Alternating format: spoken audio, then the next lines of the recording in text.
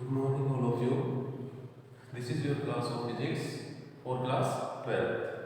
And मेरी last lecture में हमने क्या डिस्कस किया था कि मैग्नेटिक फील्ड क्या होती है और मैग्नेटिक फील्ड एक करंट कैरिंग कंडक्टर की वजह से कैसे प्रोड्यूस होती है। मतलब कि कोई वायर है जिसमें से आई करंट फ्लो कर रहा है तो उसकी वजह से कुछ ना कुछ मैग्नेटिक फील्ड उसके अराउंड प्रोड्यूस होती थी, वो डिस्कस की थी और इसने एक्सपेरिमेंट किया था और उसके अकॉर्डिंग है स्क्रू को। देन आज हम क्या स्टडी करेंगे कि भाई जो मैग्नेटिक फील्ड प्रोड्यूस हो रही है उसकी वजह से जो मूविंग चार्ज होता है हमारा, मूविंग चार्ज क्यों?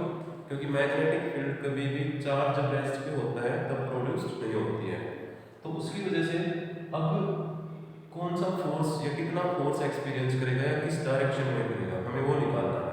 ठीक है, तो हमें क्या पता है कि मैग्नेटिक फील्ड किससे रिप्रेजेंट की जाती है? बी से। तो इसको बोलते क्या है? Magnetic induction.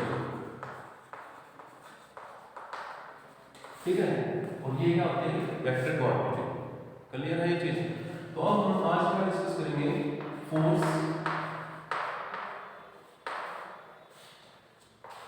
On a moving charge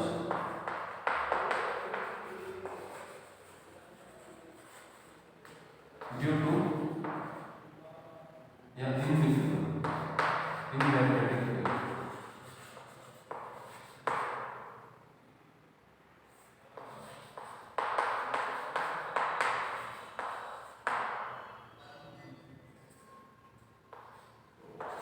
ठीक है, force on moving charge in magnetic field.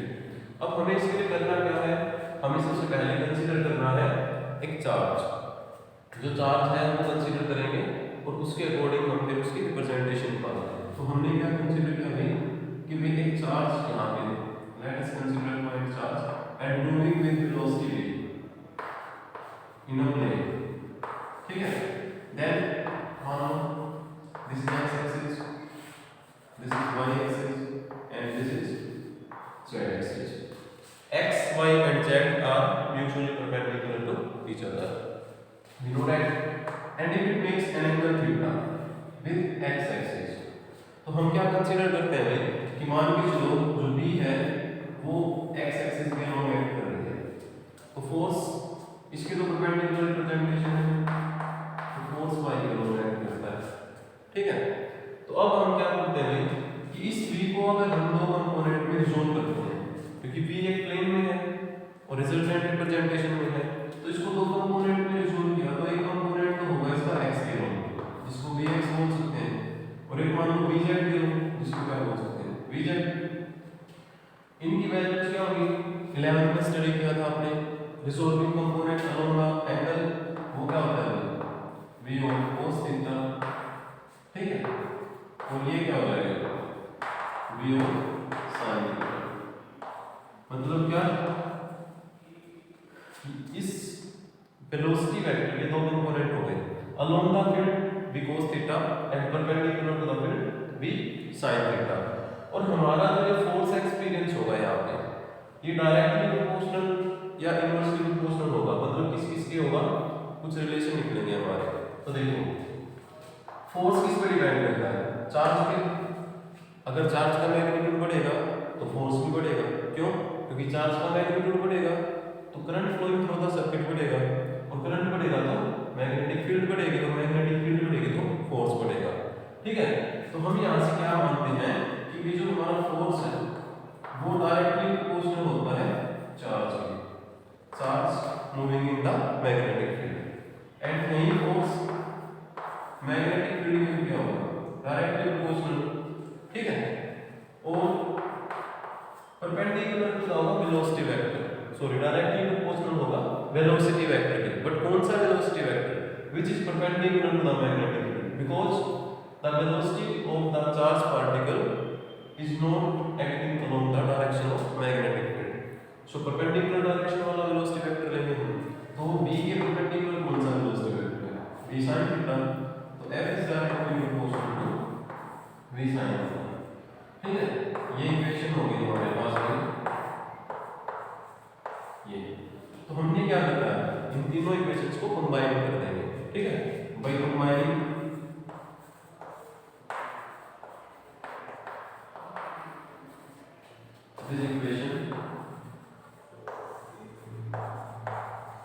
ठीक है, क्या मिलेगा ये कंबाइन करने के बाद तीनों को इकट्ठा कर दिया तो क्या हो जाएगा, F is directly proportional to B Q B sin, ठीक है, ये हो जाएगा। अब डायरेक्टली प्रोपोर्शनल का साइन हटाने के लिए हम राइट हैंड साइड कांस्टेंट से मल्टीप्लाई करते हैं, तो मान लो कांस्टेंट है यहाँ पे K B Q B sin, where K is constant of proportion, where K is the constant of proportional, and in CGS system, CGS मतलब centimetre gram second system, K is equal to 1, तो K की value 1 होती है CGS system के अंदर। सो F क्या हो जाएगा भाई, B Q B sin, clear है ये, कोई प्रॉब्लम यहाँ तक, ठीक है। इस इक्वेशन को मान लेते हैं। अब देखो क्या तो हमारा एक प्लेन में मूव कर रहा था, लेकिन B और B हमारे क्या है, रिप्रेजेंटेशन ऑफ वेक्टर, ठीक है।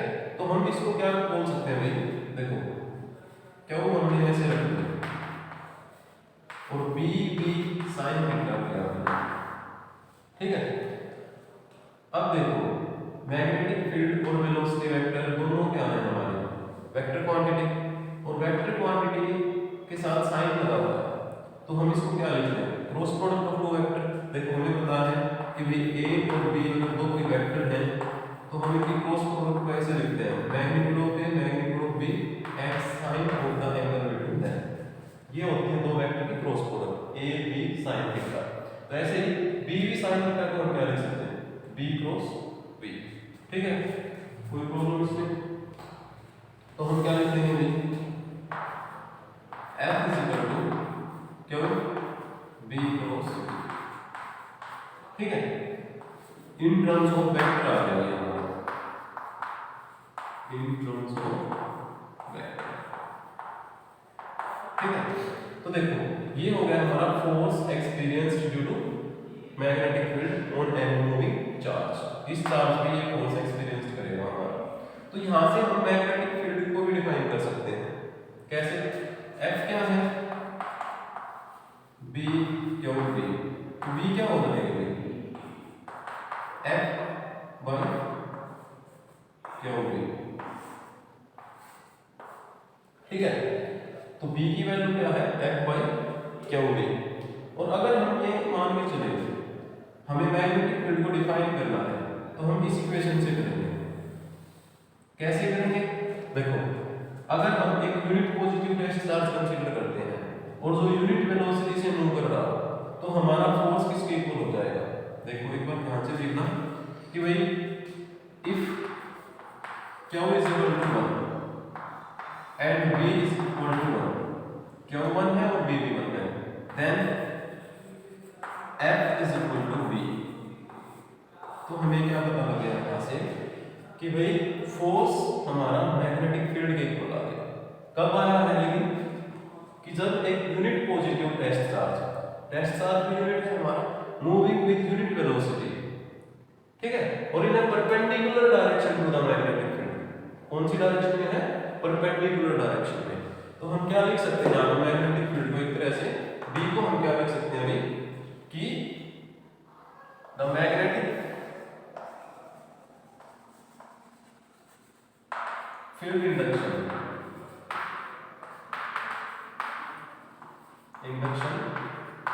acting at a point is equal to the force when a unit positive test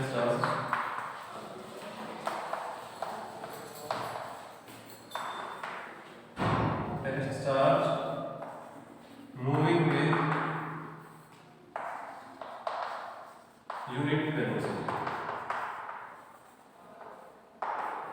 ठीक है, in a direction perpendicular to the direction of magnetic field, direction of magnetic field. देखो ये हो गया क्या कि B is equal to F, कब? जब एक unit positive test charge unit velocity से मूव करेगा और perpendicular to the direction of magnetic field. Clear है ये चीज? क्या हुआ कि with the magnetic field induction acting at a point is equal to the force when a unit positive test charge moving with unit velocity in a direction perpendicular to the direction of magnetic field। ठीक है, तो F is equal to B या B is equal to F हो गया हमारा।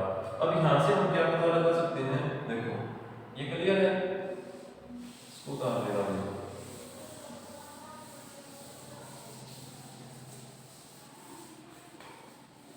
तो F is equal to B है हमारा, ठीक है। अब हम ये फोर्स निकाल सकते हैं कि भाई ये फोर्स कब एक्ट करेगा, कब नहीं करेगा, मतलब कि कब मैक्सिमम होगा, कब मिनिमम होगा। तो देखो F इज इक्वल टू क्या है हमारे पास, B q B sine theta. F की वैल्यू क्या है, B q B sine theta. तो देखो F इज इक्वल टू है B q B sine theta. हम केस बनाते हैं यहाँ पे कि हमारा फोर्स मैक्सिमम कब होगा, मिनिमम कब होगा, या फोर्स कब एक्ट करेगा, कब नहीं करेगा। तो हमने क्या करना कि भाई फर्स्ट हम मानते हैं कि भाई अगर हमारा जो v है वेलोसिटी ऑफ द चार्ज, अगर हमारा charge along the direction of magnetic field move करे, ठीक है। केस वन क्या बनाना हमने, if the charge particle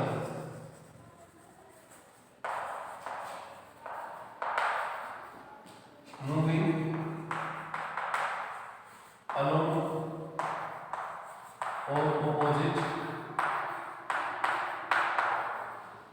to the direction of magnetic field, to the direction of magnetic field.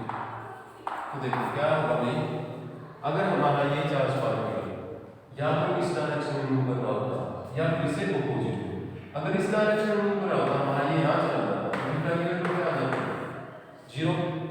और अगर ये इधर आ जाता अपोजिट तो थीटा की वैल्यू क्या होती है, 180। Means if theta is equal to 0 और थीटा इज इक्वल टू 180, तो क्या होगा भाई, फोर्स क्या होगा, B q B sine 0। Theta की वैल्यू 0 होगी तो साइन 0 क्या होता है, साइन 0 हो या फिर साइन 180 हो, every multiple of pi is equal to 0 for sine. तो हमारा फोर्स क्या हो गया, 0। क्लियर है? इसका मतलब क्या हुआ कि जब भी आपका charge particle in the direction of magnetic field move करता है या opposite to the direction of magnetic field move करता है, तो इसके ऊपर कोई फोर्स एक्सपीरियंस नहीं होता। तो the force experience on the charge particle is 0।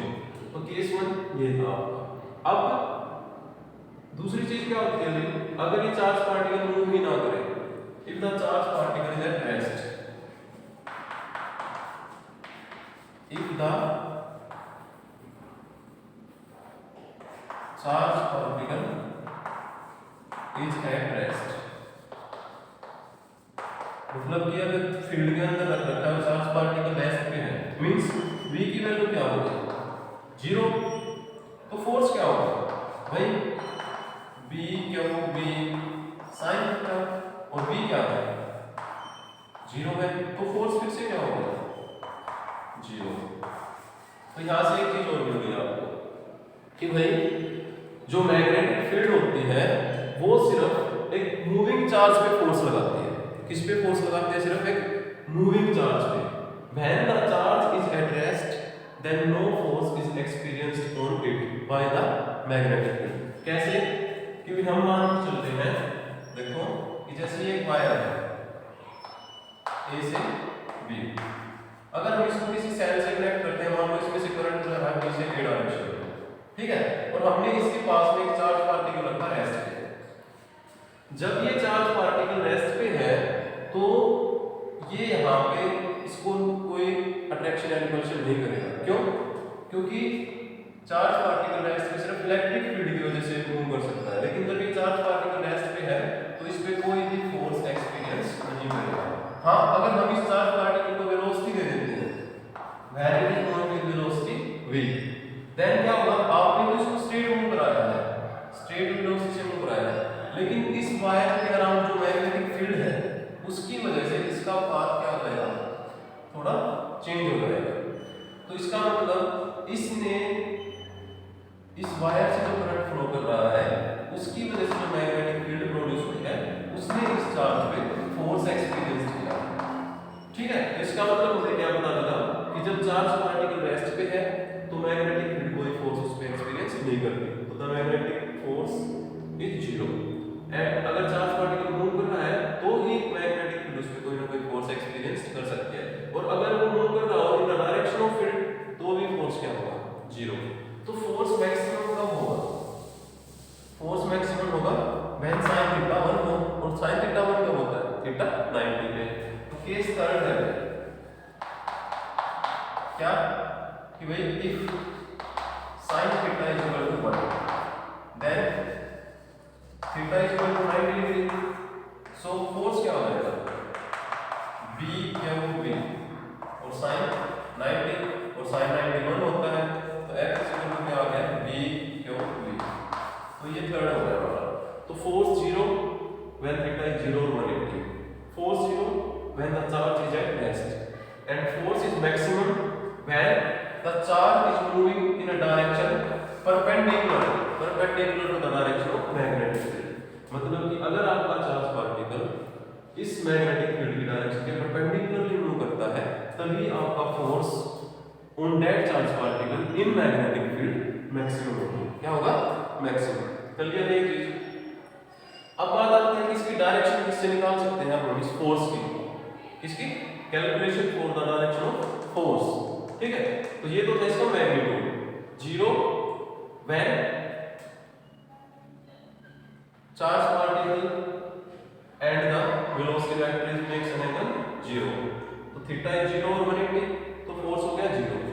And when charge is at rest तो भी फोर्स जीरो हो गया। When the moving charge when the charge moving in a perpendicular to the direction of magnetic field then force is equal to p q means maximum। अब हमें क्या करना है, calculation for the direction of magnetic field, force की direction किस तरह से निकालेंगे, उसके लिए देखो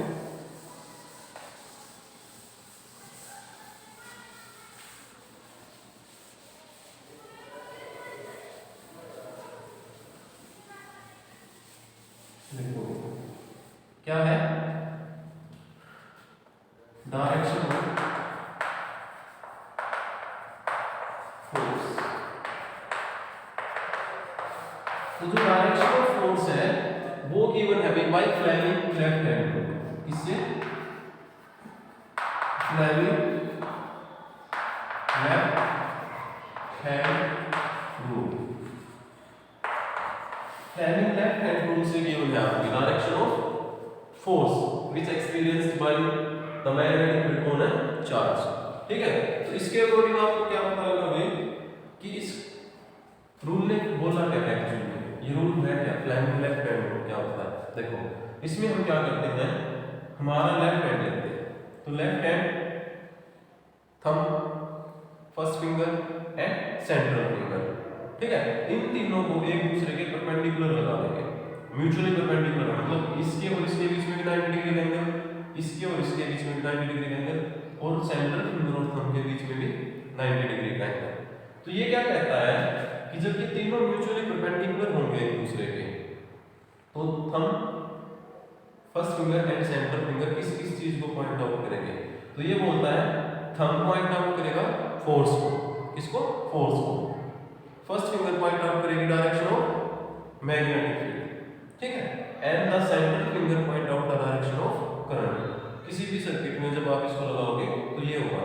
इसको हम एक इजी वे में कैसे याद रख सकते हैं, फादर मदर चाइल्ड, क्या father mother child, father means force, mother magnetic field and current child, ठीक है, child means current, father mother child, force magnetic field current.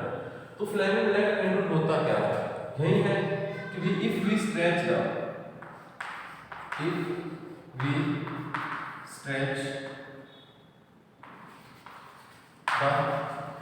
thumb, first finger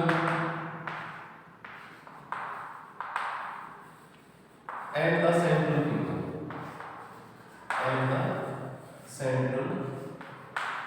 finger of left hand,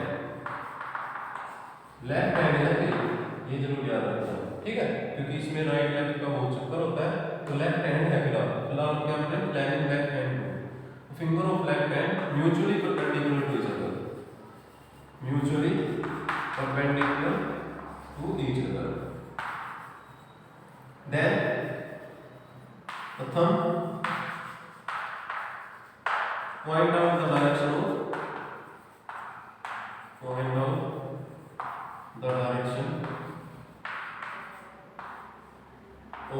force, इसकी direction बताएगा कि force की, and the first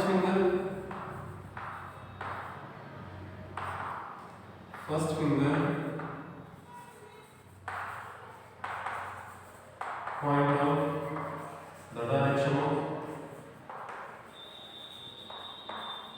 magnetic field, इसकी magnetic field, ठीक है, and the central finger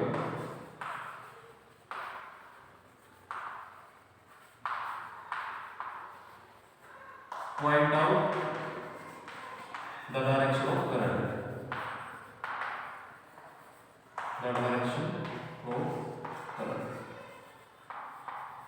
तो ये हो गया प्लानिंग लेफ्ट हैंड, क्या if we stretch the thumb, first finger and the central finger of left hand mutually perpendicular to each other, then the thumb point out the direction of force, the first finger point out the direction of magnetic field and the central finger point out the direction of current। ये है father mother and child, force magnetic field and current, ठीक है, तो ये Fleming left hand rule है आपका, तीनों एक दूसरे के होंगे परपेंडिकुलर और ये इनकी डायरेक्शन पॉइंट आउट करेगा, तो हमें मैग्नेटिक फील्ड की डायरेक्शन से फोर्स की डायरेक्शन मिल जाएगी अगर हमें मैग्नेटिक फील्ड और करंट की डायरेक्शन पता हो तो, क्यों, तीनों एक दूसरे के परपेंडिकुलर हैं, फील्ड और करंट की डायरेक्शन आपको पता है तो फोर्स अपने आप पता लग जाएगा कि किस डायरेक्शन में लगेगी उसमें, ठीक है, तो the direction of force is given by planning left hand rule. Clear है ये चीज? चलो आगे डिस्कस करते हैं इसको, ठीक है, तो Fleming left hand rule is used to represent the direction of force on the charge particle in magnetic field, ठीक है, तो ये होता है। अब हमें क्या पता है कि F इक्वल टू है P Q और V, ये क्लियर था, ये फॉर्मूला है, हम यहाँ से B की वैल्यू निकाल सकते हैं, तो B की वैल्यू क्या हो जाएगी F बाई Q, तो ये मैग्नेटिक फील्ड इंडक्शन का फॉर्मूला हो गया हमारा, तो magnetic field induction is represented by this equation. Then अब हम यहाँ से इसकी यूनिट भी निकाल सकते हैं, इसका डायमेंशनल फॉर्मूला भी निकाल सकते हैं, ठीक है, कैसे निकालेंगे, देखो पहले तो हम निकालते हैं SI यूनिट ऑफ B, और जो SI unit of magnetic field होती है वो होती है टेस्ला, क्या टेस्ला, T से इसको रिप्रेजेंट करते हैं, और जो 1 टेस्ला होता है वो हमारा वेबर पर मीटर स्क्वायर होता है, ठीक है, तो SI यूनिट हम इसको टेस्ला में बोल सकते हैं या फिर वेबर पर मीटर स्क्वायर भी, जो ये वेबर है ये मैग्नेटिक फ्लक्स की यूनिट होती है वैसे तो, ठीक है, चलो वो आगे करेंगे तब पता लग जाएगा, लेकिन फिलहाल क्या है SI unit of magnetic field is tesla या weber per metre square. Clear है ये चीज? इसके बाद बेसिक यूनिट क्या होते हैं जो फॉर्मूले से मिलेंगे वही बेसिक, ठीक है, अब फॉर्मूला क्या है F बाई क्यू सभी की यूनिट लिख लेते हैं अगर हम भाई फोर्स की यूनिट न्यूटन, फोर्स की यूनिट क्या है न्यूटन होती है। अब चार्ज की यूनिट कूलम भी होते हैं, ठीक है, चार्ज की यूनिट करते हैं कूलम, और वेलोसिटी की यूनिट मीटर पर सेकंड। तो ये होती है हमारे पास। तो अब हम क्या लिख सकते हैं इस यूनिट को, Newton per coulomb per metre और सेकंड, ये यूनिट होते हैं। मैग्नेटिक फील्ड की यूनिट इस फॉर्मूले से क्या मिलेगी, Newton per coulomb per metre and second. And in terms of ampere निकालनी होगा तो भाई फोर्स की यूनिट क्या होती है न्यूटन, और चार्ज का फॉर्मूला क्या होता है I into T, तो क्या हो जाएगी एम्पियर सेकंड, ठीक है। और वेलोसिटी की मीटर पर सेकंड, S से S कैंसिल, तो क्या बच गया Newton per ampere per metre. तो ये भी यूनिट है Newton per ampere per metre. It is also unit of magnetic field induction B। तो B का फॉर्मूला हो गया F/q, और यहाँ से हमें क्या मिली इसकी SI unit tesla weber per metre square, या basic unit newton per coulomb per metre per second, और another unit newton per ampere per metre in terms of ampere हो गई आपके यूनिट। क्लियर है इतना। Then dimensional formula. अब dimensional formula से कोई बात आता है,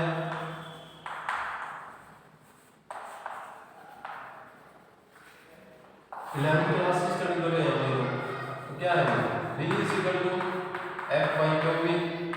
तो फोर्स का डायमेंशन फॉर्मूला क्या होता है M1 N1 T-1। चार्ज का डायमेंशन फॉर्मूला AB, और वेलोसिटी का L-T-1। तो T से T कैंसिल, L से L कैंसिल, तो क्या हो जाएगा M1 A-1 T-1, तो L की वैल्यू क्या होगी 0। तो ये हो गया हमारा dimensional formula for magnetic field. तो देखो फोर्स निकाल दिया हमने, फोर्स का मैक्सिमम होगा ये बता दिया, ठीक है। मैग्नेटिक फील्ड क्या होगी ये बता दिया, इंडक्शन की रिप्रेजेंटेशन दे दी, unit tesla weber per metre square, newton per coulomb per metre second at newton per ampere per metre, and dimensional formula is M1 A-1 T-। तो यहाँ पे आपकी सारी चीजें क्लियर हो गई। लेफ्ट हैंड रूल क्या होता है, राइट हैंड स्क्रू रूल क्या होता है, ठीक है, फोर्स क्या है, कब एक्सपीरियंस करता है, कब एक्सपीरियंस करता है फोर्स किसी भी चार्ज पार्टिकल पे इन मैग्नेटिक फील्ड, जब ये चार्ज पार्टिकल हमारा v वेलोसिटी से मूव कर रहा हो और perpendicular to the direction of magnetic field. Alone करेगा तो भी फोर्स 0, और नहीं करेगा रेस्ट पे है तो भी फोर्स 0। क्लियर है ये सारी चीजें। चलो अब नेक्स्ट टॉपिक हम स्टडी करते हैं भाई, जो ये B है मैग्नेटिक फील्ड इंडक्शन है हमारा, इसकी मैग्नीट्यूड निकालनी है, ठीक है, या मैग्नेटिक फील्ड इंडक्शन B, ये जो B की वैल्यू है ये निकाल रहे हैं। तो मैग्नेटिक फील्ड इंडक्शन B एक वायर में निकालना है, मतलब कि हम एक वायर कंसीडर करेंगे, और जिसको किसने एक्सप्लेन किया था, बायो-सैवर्ट्स लॉ, ठीक है, किसने, बायो-सैवर्ट्स ने, ठीक है। तो इस लॉ से हम क्या निकालेंगे, बायो-सैवर्ट्स लॉ। बायो की साइलेंट होता है, तो बायो एंड सैवर्ट्स दो फिजिसिस्ट थे जिन्होंने इस लॉ को एक्सप्लेन किया था, और इन्होंने इसमें किया क्या था, इन्होंने निकाली थी मैग्नेटिक फील्ड की डायरेक्शन और मैग्नीट्यूड, मतलब कि B की वैल्यू क्या निकलेगी किसी भी वायर के लिए, ठीक है, और हमारा उसका डायरेक्शन क्या होगा, मतलब वेक्टर क्वांटिटी है तो कुछ ना कुछ डायरेक्शन रिप्रेजेंटेशन भी होगी। तो इन्होंने सबसे पहले किया था, बायो-सैवर्ट्स ने एक एक्सपेरिमेंट किया कि उन्होंने एक वायर कंसीडर की जिसकी लेंथ कुछ भी हो सकती है, जैसे यहाँ पे ले लो आप कि we let us consider a wire XY of length L, ठीक है, इसकी लेंथ क्या मानी L, और अब हमें किसी P पॉइंट पे कोई P पॉइंट लेंगे ये, ठीक है, जो इस वायर के साथ कुछ ना कुछ एंगल बना रहा है, मान लो जैसे ये if it makes an angle theta with the तो इस P पॉइंट पे इस वायर में से अगर I करंट फ्लो हो रहा हो, क्या I, तो इस P पॉइंट पे मैग्नेटिक फील्ड की वैल्यू निकालनी है कि कितनी मैग्नेटिक फील्ड इस पॉइंट पे एक्ट करेगी। लेकिन ये क्या कह रहा है कि हम ये नहीं निकाल सकते, मतलब कि इस पूरी वायर की वजह से जिसकी लेंथ L है, हम इस P पॉइंट पर मैग्नेटिक फील्ड की वैल्यू नहीं निकाल सकते।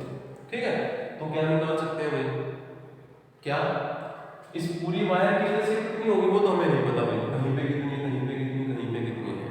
ठीक है, तो फिर ये निकाल क्या सकता है, ये निकाल सकता है magnetic field at that point for a small element, मतलब कि एक स्मॉल कैरिंग कंडक्टर के लिए निकाल सकता है। मतलब कि इसकी वायर की लेंथ जैसे L है तो हम एक स्मॉल लेंथ मान लेते हैं इस वायर की, कि एक स्मॉल एलिमेंट की है, सिर्फ एक स्मॉल एलिमेंट है जिसकी लेंथ हमने मानी d है। तो इस P पॉइंट पे सिर्फ इस dl, इस स्मॉल लेंथ एलिमेंट की वजह से जो फील्ड लाइन होगी ना, हम वो निकाल सकते हैं। क्या निकाल सकते हैं, सिर्फ इस स्मॉल लेंथ एलिमेंट की वजह से जो फील्ड होगी, पूरी वायर की वजह से जो फील्ड लाइन होगी वो हम यहाँ पे नहीं निकाल सकते। तो बायोएक्स मेथड से क्या बोला कि पूरी वायर जिसकी लेंथ L है उसकी मैग्नेटिक फील्ड हम किसी पॉइंट पे नहीं निकाल सकते हैं, हम सिर्फ क्या निकाल सकते हैं, the magnetic field due to a small element. अब स्मॉल एलिमेंट की वजह से इस पॉइंट पे जो फील्ड होगी वो भी क्या होगी, स्मॉल।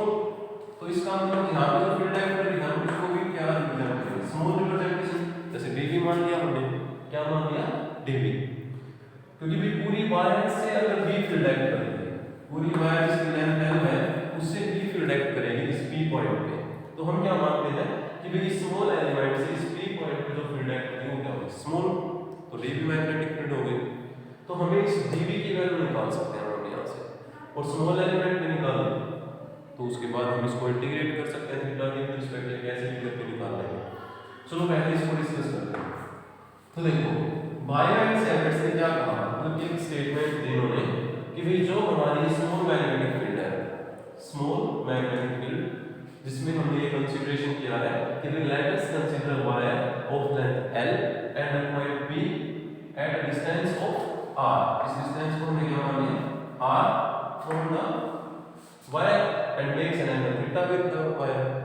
तो इसके अकॉर्डिंग अब हमें क्या करना है कि भी जो dv है स्मॉल मैग्नेटिक फील्ड, ये यहाँ पे इन टर्म्स के साथ कुछ रिलेशन बनाते हैं। तो इसने क्या कहा कि भाई जो हमारा dv है ये डायरेक्टली प्रोपोर्शनल करंट में होता है, ये ही dv डायरेक्टली प्रोपोर्शनल इस लेंथ वेक्टर में होता है। क्योंकि देखो जो ये लेंथ वेक्टर हमने लिया है ये इसलिए लिया है कि करंट क्या है, current is a scalar quantity, और स्केलर के लिए हम वेक्टर को नहीं बता सकते, इसलिए हमने एक स्मॉल लेंथ एलिमेंट लिया जिसकी डायरेक्शन करंट की डायरेक्शन की सेम है। तो ये क्या हो गया, small length element vector quantity. तो जो dv है वो इस dl के डायरेक्टली प्रोपोर्शनल होगी। dv जो ये एंगल बना रखा है इसने थीटा, ये जितना बढ़ता जाएगा उसके भी डायरेक्टली प्रोपोर्शनल होगी, dv directly proportional to sin theta. ठीक है, and dv is inversely proportional to the square of the distance. इसका मतलब अगर आपकी डिस्टेंस 1 यूनिट घटेगी तो मैग्नेटिक फील्ड 4 यूनिट बढ़ेगी, ठीक है ना, तो हाफ पे 2 टाइम्स बढ़ जाती है। तो क्या होगा, ये 4 रिलेशन मिल जाएंगे, first, second, third and fourth. मतलब कि भाई देखो करंट बढ़ेगा, अगर इस वायर में से जाने वाला करंट बढ़ेगा तो इसके चारों ओर मैग्नेटिक फील्ड की स्ट्रेंथ भी बढ़ेगी, तो इसमें dv डायरेक्टली प्रोपोर्शनल टू है। अगर इस लेंथ की, इस एलिमेंट की लेंथ बढ़ेगी तो भी हमारी मैग्नेटिक फील्ड बढ़ेगी, तो dv is directly proportional to dl। And angle बढ़ेगा, जितना साइन ज्यादा होता चला जाएगा उतना फील्ड बढ़ेगी। बट डिस्टेंस क्या है, अब इस P पॉइंट को हम यहां रखेंगे तो फील्ड कम हो जाएगी, यहां रखेंगे तो ज्यादा हो जाएगी, इसका मतलब डिस्टेंस डिक्रीज होगी तो मैग्नेटिक फील्ड बढ़ेगी। तो dv is inversely proportional to 1/r²। तो यहां पे हम चार इक्वेशंस को याद रखेंगे, कंबाइन। तो क्या लिखेंगे, y combining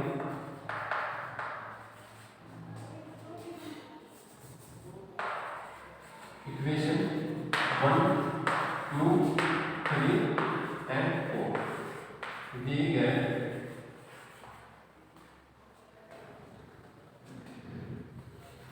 dv is equal to, dv is directly proportional to I dl sin theta by r square. Clear है ये चीज? ठीक है। देन डायरेक्टली प्रोपोर्शनल का साइन हटाने के लिए हम क्या करेंगे, यहाँ एक कांस्टेंट से मल्टीप्लाई कर देंगे, dv is equal to k i dl sin theta by r square. इस इक्वेशन को हम ढूंढेंगे 5। अब जो k है ये कांस्टेंट ऑफ प्रोपोर्शनल है जिसको हम दो सिस्टम ऑफ मेजरमेंट्स में रखते हैं, एक एमकेएस में और एक सीजीएस में। तो where k is a constant of proportional, ठीक है, k is a constant of proportional। और इसकी वैल्यू क्या होती है इन एमकेएस सिस्टम। एमकेएस सिस्टम समझते हो सभी, जिसमें मास किलोग्राम में मेजर किया जाता है, डिस्टेंस मीटर में मेजर किया जाता है और टाइम सेकंड में। k जो है वो mu naught upon 4 pi a होता है, इसके इक्वल होता है mu naught divide by 4 pi. Clear है? And CGS system, CGS system जो कि है उसको हम 1 मानते हैं, ठीक है। तो हम फर्स्ट ये एमकेएस सिस्टम वाली वैल्यू को यहां रखें, तो dv की वैल्यू क्या होगी, then dv is equal to mu naught upon 4 pi i dl sin theta by r square. Clear है ये चीज? तो dv की वैल्यू क्या आ गई हमारी स्मॉल मैग्नेटिक फील्ड की value mu naught upon 4 pi i dl sin theta by r square. ये क्लियर है? कोई प्रॉब्लम? ठीक है। तो ये तो है हमारे मैग्नीट्यूड की टर्म्स में। अगर हमें डायरेक्शन भी निकालनी हो तो हम इसको किस में लिखेंगे, वेक्टर फॉर्म में। तो फॉर डायरेक्शन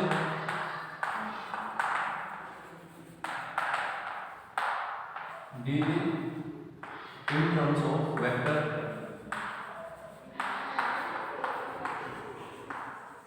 या इन वेक्टर फॉर्म, तो क्या लिखेंगे भाई, dv is equal to mu naught upon 4 pi i dl sin theta by r square. तो हम क्या करेंगे, r यूनिट वेक्टर से इसको मल्टीप्लाई कर देते हैं। मतलब कि जो ये r वेक्टर है इसका कोई यूनिट वेक्टर होगा जिसकी यूनिट लेंथ होती है उसको यूनिट वेक्टर बोलते हैं। तो r यूनिट वेक्टर से हमने इसको मल्टीप्लाई किया वेक्टर फॉर्म में निकालने के लिए, जैसे इलेक्ट्रोस्टैटिक में करते हैं, कूलॉम्स लॉ में करते थे ना, वेक्टर फॉर्म में r यूनिट वेक्टर से मल्टीप्लाई करते थे।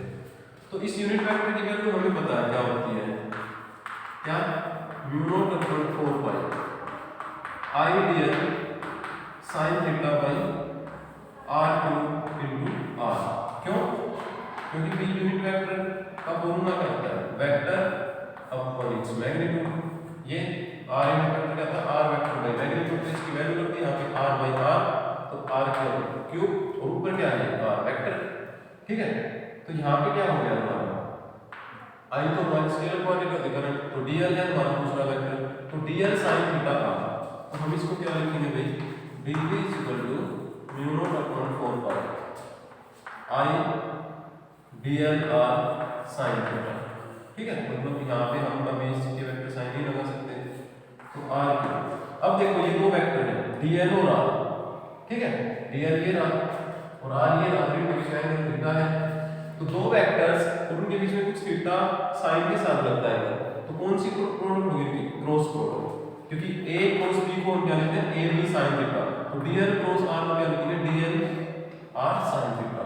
तो हम इसको क्या लिख सकते हैं, हम क्रॉस प्रोडक्ट के टर्म्स में mu naught upon 4 pi i dl cross r, क्या लिख सकते हैं, dl क्रॉस r और नीचे r की क्यूब।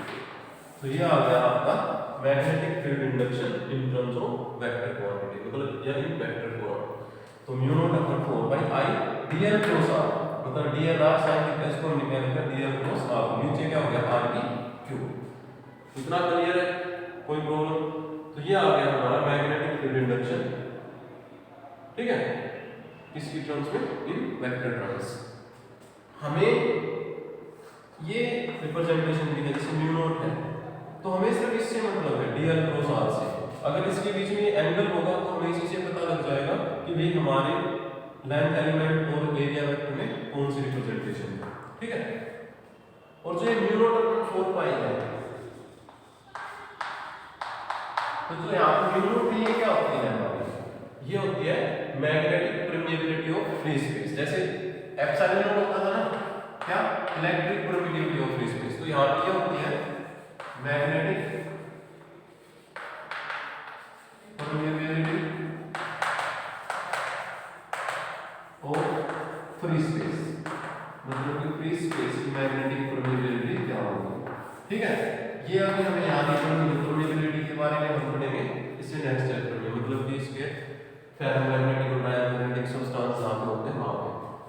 तो जो ये म्यू नॉट है इसकी वैल्यू एक्चुअल में क्या होती है 4 pi into 10 raise to power minus 7, क्या होती है 4 pi into 10 raise to power minus 7, ठीक है। म्यू नॉट कांस्टेंट जैसे एप्सिलॉन नॉट की होती है ना 8.85 into 10 raise to power minus 12, तो यहां पे म्यू नॉट की वैल्यू क्या होगी 4 pi into 10 raise to power minus 7।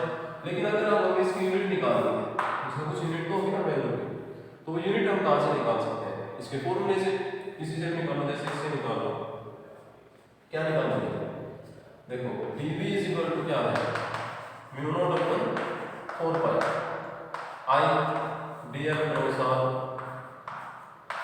ठीक है, और r, ठीक है। या फिर हम क्या लिख सकते हैं इसको i dr sin theta bye r square, ये था। अब देखो यहां से देखो हम इसकी यूनिट कैसे निकालेंगे, भाई हमें चाहिए म्यू नॉट की यूनिट, तो 4 पाई है कांस्टेंट, sin थीटा की कोई यूनिट नहीं होती, ये भी कांस्टेंट की टर्म्स में रखा जाएगा एक तरह से, ठीक है। तो यहाँ पे i की वैल्यू dl की और r स्क्वायर की वैल्यू, dl एक लेंथ एलिमेंट है, ठीक है। तो देखो dv की वैल्यू क्या होती है टेस्ला यूनिट, तो म्यू नॉट होगा ये, और इधर करंट की क्या होगी एम्पियर, और यहाँ क्या होगी इसकी लेंथ एलिमेंट में मीटर, और नीचे क्या होगी मीटर स्क्वायर, स्क्वायर से मीटर क्या हो जाएगा कैंसिल, तो यहाँ पे इधर आपकी क्या हो जाएगा ये टेस्ला मीटर पर एम्पियर, ठीक है। तो ये क्या होगी हमारी म्यू नॉट की यूनिट टेस्ला पर एम्पियर मीटर, और अगर इसको वेबर के टर्म में लिखेंगे तो वेबर के टर्म में भी लिख सकते हैं, ठीक है। तो हमने क्या निकाला भाई डायरेक्शन ऑफ मैग्नेटिक फील्ड निकालते हैं, यहाँ पे यूनिट ऑफ म्यू नॉट, तो म्यू नॉट की यूनिट क्या होगी टेस्ला मीटर पर एम्पियर, और अगर वेबर के टर्म में रखें तो टेस्ला की वैल्यू देते हैं वेबर पर मीटर स्क्वायर, तो इसको हम क्या लिख सकते हैं weber per metre square metre per ampere, तो इससे ये कैंसिल तो ऊपर चला जाएगा ये, तो वेबर पर मीटर और पर एम्पियर ये भी इसकी यूनिट है। तो म्यू नॉट की दो यूनिट हो गई टेस्ला मीटर पर एम्पियर और weber per metre per ampere, clear है ये, ठीक है। और ये निकलेंगे नहीं फॉर्मूले से। तो यहाँ तक आपको क्या स्टडी किया आपने कि बायो-सैवर्ट्स लॉ की वजह से हम एक स्मॉल लेंथ एलिमेंट पर मैग्नेटिक फील्ड की वैल्यू निकाल सकते हैं, ठीक है। पूरी वायर के लिए हम मैग्नेटिक फील्ड नहीं निकाल सकते, तो एक चीज का फीचर भी होता है कि Biot Savart's law is only used for small length carrying conductor, किसके लिए यूज किया जाता है सिर्फ ये स्मॉल लेंथ के जो कंडक्टर होते हैं उनके लिए, और एक्सपेरिमेंटली ये चीज काफी डिफिकल्ट होती है कि भाई हम एक स्मॉल लेंथ का कंडक्टर कंसीडर कर सकें, इसलिए एक्सपेरिमेंटली इसको इजीली वेरीफाइड नहीं किया जा सकता। लेकिन यहाँ तक आपको सिर्फ क्या पता लगा कि भी dv की वैल्यू क्या होगी, ठीक है। तो dv एक तो ये बन गया हमारा mu naught upon 4 pi i d sin theta bye r square, और इन टर्म्स ऑफ वेक्टर बन गया ये, इतना क्लियर है सभी को, ठीक है। इसके बाद हम इसको दो डिफरेंट टर्म्स में एक्सप्लेन करेंगे बायो-सैवर्ट्स लॉ को भी, इन terms of current density and in terms of charge and velocity, इसी फॉर्मूले से, इसी एक से कर लो उसके अकॉर्डिंग बता देंगे, इतना क्लियर है सभी को। तो देखो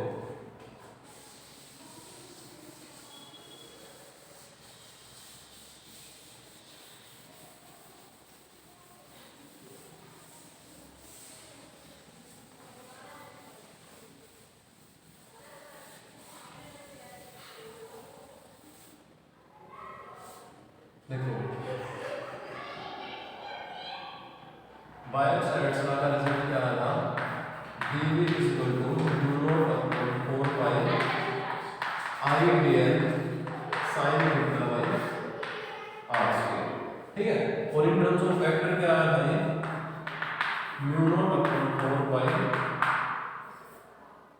आई D N cross r upon r.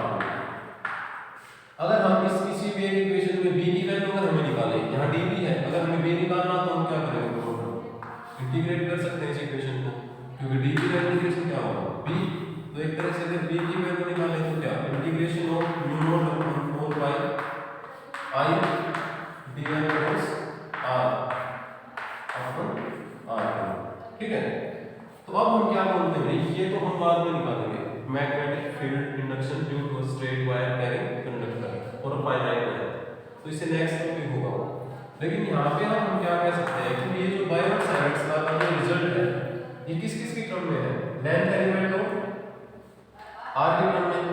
अगर हमें इसको करंट डेंसिटी के क्रम में लिखना हो तो क्या लिखेंगे हम भी कि बायो-सावर्ट्स लॉ, एक तरह से इसकी केस बना लो in terms of current density. तो देखो करंट डेंसिटी क्या होती है, सेकंड डे में पढ़ा था, करंट डेंसिटी क्या J, क्या फॉर्मूला होता है I by A, तो J is equal to I by A, this is current density. Current density is defined as the ratio of the current with respect to area, या current in per unit of area is known as current density। तो ये हमें पता है कि V node है J is equal to I by A, तो ये इससे आगे क्वेश्चन हो जाएगी हमारी, जैसे हमने 5 6 माना था और 7 क्वेश्चन हो जाएगा J is equal to I by A। अब अगर इस इक्वेशन को dl से मल्टीप्लाई करके dl से डिवाइड करें तो कोई फर्क नहीं पड़ेगा, सेम न्यूमरेटर एंड डिनोमिनेटर है हमारे, तो J is equal to I dot dl और area into a small length dl, इसको हम क्या बोल सकते हैं, एरिया इनटू स्मॉल लेंथ क्या हो जाएगी हमारी स्मॉल वॉल्यूम dv, तो इसकी जगह क्या रख सकते हैं यहाँ पे dv I डॉट dl क्या हो जाएगा हमारा J डॉट dv। तो आइडियल जहां पे भी है हमारा, ये एक इक्वेशन मिल गई हमारी आइडियल, इसकी जगह हम क्या रख सकते हैं जे डीवी, क्या रख सकते हैं जे डीवी, या डीएल क्रॉस आर की जगह हम क्या रख सकते हैं भाई जे क्रॉस डीवी। ठीक है, तो इसमें यहां पे रख सकते हैं, तो डीवी क्या हो जाएगा हमारा, अगर ये आइडियल की वैल्यू वहां रखेंगे तो mu naught upon 4 pi ideal की जगह क्या आ गया, ideal equal to J dot DV, तो J dot DV sin theta और अपॉन r स्क्वायर, और अगर वेक्टर टर्म्स में लिखोगे तो जे डीवी sin थीटा है। ठीक है, तो r और आ जाएगा साथ में, तो जे क्रॉस r हो जाएगा और डीवी बाहर हो जाएगा, क्या हो जाएगा जे क्रॉस r। ठीक है, करंट डेंसिटी क्रॉस r हो जाएगा, मतलब वेक्टर फॉर्म में लिखेंगे तो क्या हो जाएगा म्यू नॉट अपॉन 4 पाई जे क्रॉस r, दोनों वेक्टर हैं, और डी भी बाहर और नीचे आ जाएगा r क्यूब, तो ये आ जाएगा। अगर इस आइडियल की वैल्यू यहाँ रखी तो ये हो जाएगा j डॉट dv, और आइडियल क्रॉस r यहाँ रखा तो ये हो जाएगा j क्रॉस r। क्लियर है?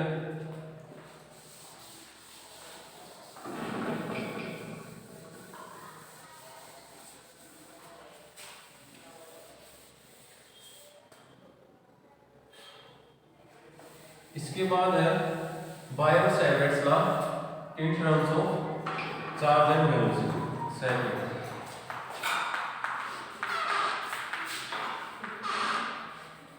Biot Savart's law in terms of charge and velocity क्या हो जाएगा v, इसकी टर्म में निकालेंगे क्या हो जाएगा v।